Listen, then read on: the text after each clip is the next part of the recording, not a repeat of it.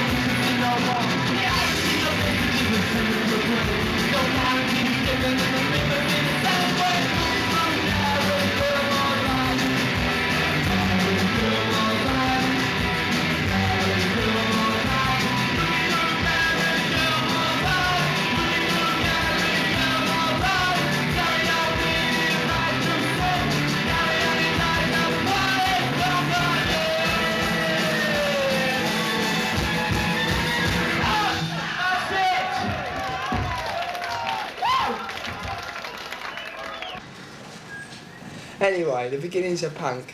Alright, I'll let him talk, go on. right, you let me talk. What was it? Yeah, in London last year, right, there was a pub scene, and you had various bands playing a lot of, you know, the pubs in London. A lot of people were having music in pubs, you know, Hope and Anchor, the Kensington, the Nashville.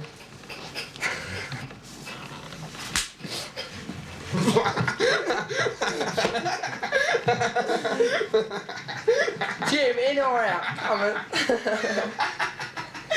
Go on, then. Go on. Tell him about punk, Mark. The identification with to identify They with didn't have something of nothing- their own. no They message, have no? nothing of their own.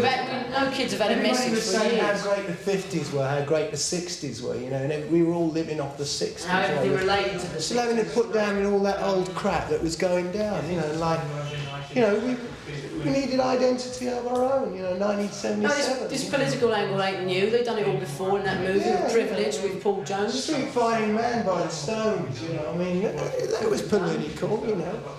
But the point is, we're just, you know, talking about youth again, singing songs about problems of everyday life. Yeah, And people have just been singing songs about science fiction, fantasy, and You shit know, I mean, like that. nobody, what relevance is like, oh, I'll love my baby, you know, and I'll shag my bird round the back street, you know, or what relevance is that today? There are problems, you know, which have been pushed underground for too long, which, today, you know, they have to be brought up People ain't got life. time to think about the cosmos and the universe, you know, Yeah. when they ain't got any money to live on. Yeah. The whole Western world's a big joke. To go around, you know, you got 50 pence, you know, I used to get a meal or something at the movies. It was totally boring, you know, after the hippie era, you know, when like everything was free there, you know, it was like, you could live off that, you know, it was great to live off that. I used to live off that personally, you know, that scene, you know, that era, you know. But, this is it, you know, and I just thought, well, the crap that was going down then, you know. 1 second. The crap that was going down then, you know, was like, not relevant to me at all, you know, it was nothing to do with the way I felt, you know, so I thought, right, do it myself, you know. Consequently, you know, the band got together, you know. James Stevenson on guitar, Kerry Fortune on drums, Andy Koswowski, our manager, you know, Simon Vitesse on bass, you know, we just got together, we thought, right, let's change it, let's do something.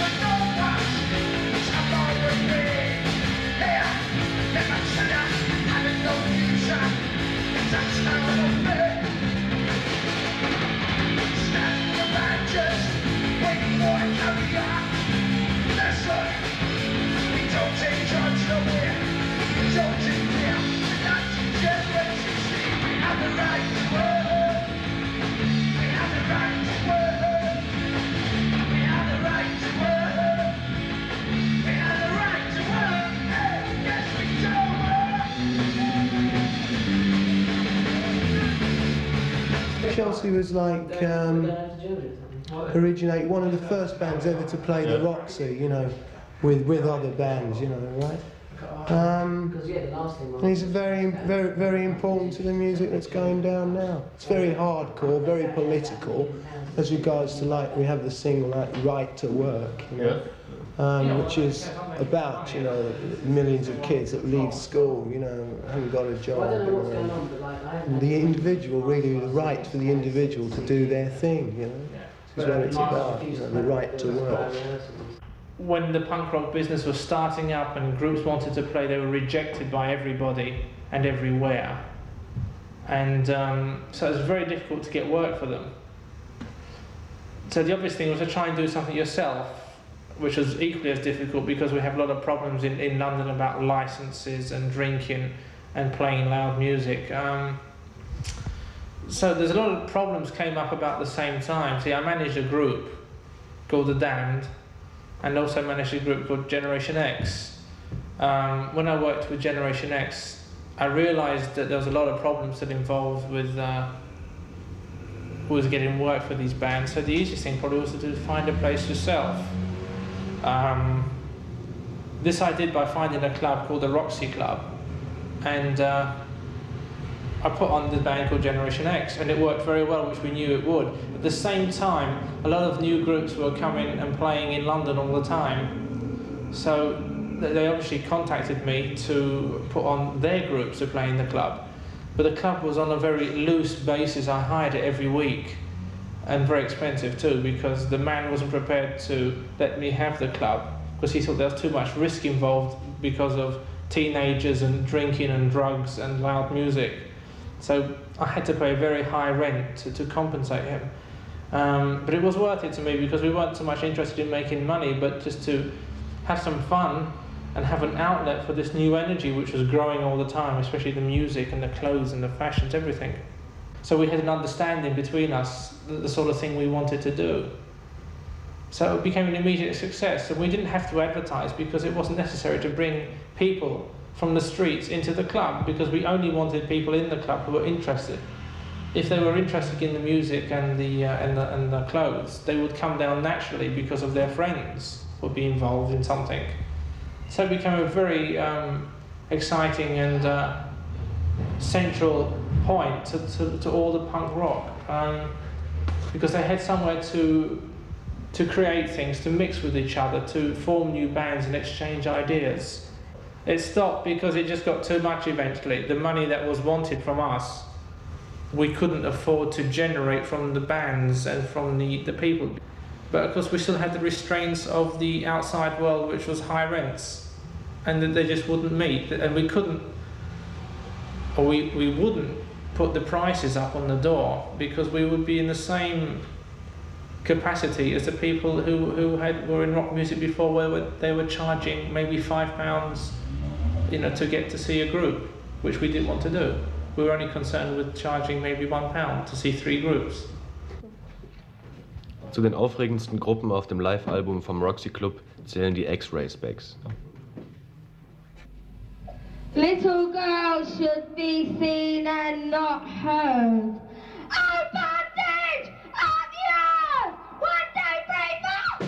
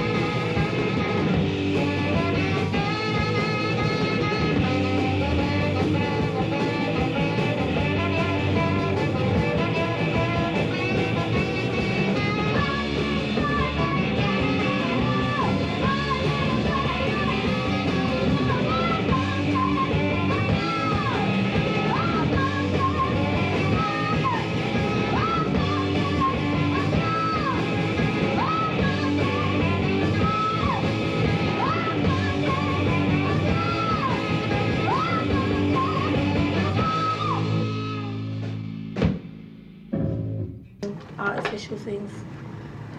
You could say they're social comments, but they're slightly different to what anybody else is writing. Do you like plastic? I mean, it's there, isn't it? I mean, it's part of now. It's not a question whether I like it. It exists, and I'll just write about things like that in my immediate environment.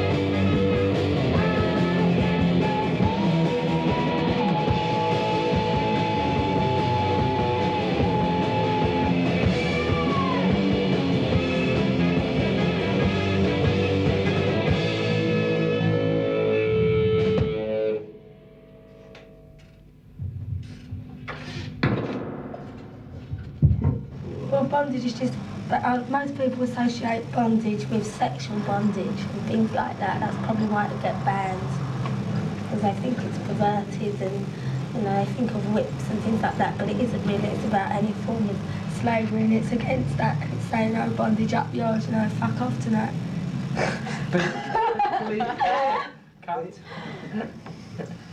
Well, that's that one, really.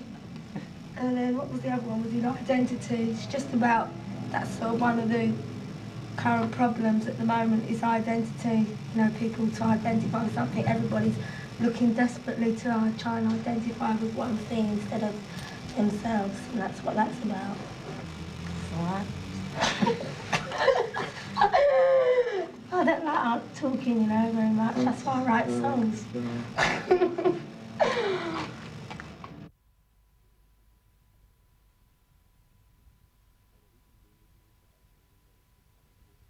Eine Riesendemütigung für einen Engländer ist es, in einem Hochhaus ohne eigene Haustür zu leben. In einem derartigen Haus im Süden Londons wohnt Arturo Bessick, der 19-jährige Bassist der Lurkers, mit seinen Eltern. Die Lurkers bestehen seit ein paar Monaten und haben mit ihrer selbstverlegten Single Shadows großen Erfolg. It's just, I've always liked energetic music, but it became really stagnant over the last 4 years, sort of the heavy metal groups with long guitar solos and 20-minute numbers.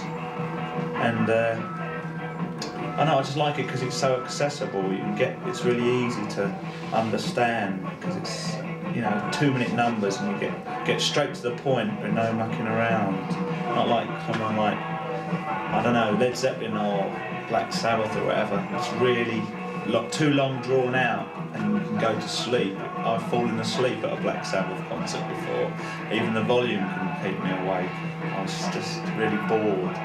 But punk is so much more energetic and to the point, you know. There are some punk groups like the Clash with political and social statements. What do you think about it? I think they're really good. I think they needed to be said. A lot of groups are just singing about love all the time, and that's always been done for years and years. No one's ever sung political songs before, and it's about time somebody did, because it affects everyone all the time. There's no doubt about it. You can't get away from politics. It affects every move you make. From drinking a pint of beer to buying a car or whatever. It's all to do with politics, which really stem from money. And the Clash can put political situations and aspects of politics into really a short space of time, 2-minute numbers, and really get a point over about it. So I think it's really good that people are singing about politics. How long are you playing now with Beth? With the Lurkers? No. I've only been playing the bass since I've been with the Lurkers, which is about 4.5 months, 5 months. But I've mucked around just playing the guitar for about 5 years without ever doing anything. Just playing in my bedroom, you know, to myself, annoying my mum and dad and making the ornaments shake on people's mantelpieces, you know, making the windows rattle. What's the first time I played with a group this time, the Lurkers, you know. It's really good. Better than all this stuff. What have you done before you become a musician? Worked as a storeman, gardener, packer in a factory, French polisher, newspaper boy when I was 10. Hot dog stands. I used to sell hot dogs at race meetings. I left school 5 years now. I've been on the dole for about 3 years of that, haven't I? Off and on? Off and on for about 3 years out of 5, unemployed. Out of choice mainly. Boomtown Rats. Useless. Not as good as the Lurkers. Have they ever got a lot of success? They are. Yeah. Big record company behind them, putting all money into it. That's the only way you get a lot of fame. Corrupt. Sold out. Do you think you may be corrupt too by the business sometime? We haven't had the chance to be. No one's offered us any money. We've got managers, but they've got nothing. It's hard enough to get a packet of strings out of them, a set of strings, let alone £100,000 advance to live in luxury. You have to live in this place, right up in the sky, talking to the birds as they fly past the windows. Now, question to the parents. What do you think about punk rock and your son now as a musician? Well, I'm glad he's gone on a bit, you know. Because before... Glad he's doing something he likes, yeah. I've always been aimless, haven't I? Yeah, drifting about. Never done anything until I was in a group. Yeah. Have you ever seen a concert of the Lurkers? No. Come with earplugs on. I've heard his record, then. Where's the record review? It's alright. It's better than some of them, isn't it? Yeah. My mum said it's as good as anything the Rolling Stones have ever done, didn't you? Didn't you, Mum? It's better though. They've had it. Got to America, they're not in English anymore, not in British. Sold out.